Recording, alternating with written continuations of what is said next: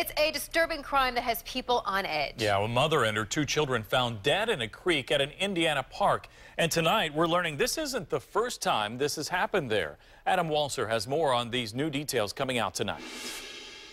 Binford Park remains closed tonight as police continue their investigation into the deaths of a mother and her 2 young children. Late this afternoon, police identified 3 people whose bodies were found in Falling Run Creek, which passes through the park.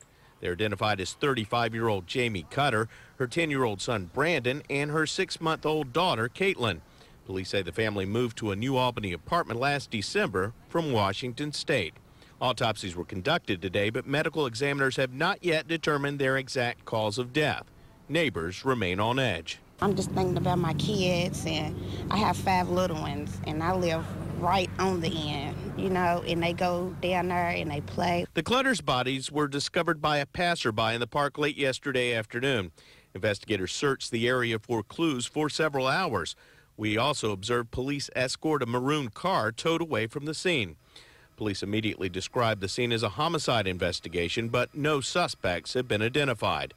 The park is below New Albany's largest public housing complex. Hundreds of neighbors have a direct view of the creek where the bodies were recovered. Police park here, there's people always walking in and out. Not the place you would dump a body if you were trying to get rid of one. I wouldn't dream of it, but apparently under everybody's nose it's a place to do it. But another body was discovered in that same creek back in 2004. 24-year-old Alyssa Lee, who disappeared after going to a nearby store, was found dead there 18 days after she disappeared. Antonio Malone pleaded guilty to the crime in 2011.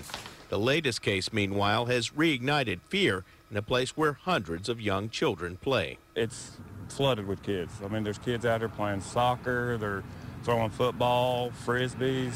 Nobody knows what happens. So basically everybody's just afraid and trying to keep their kids in the home.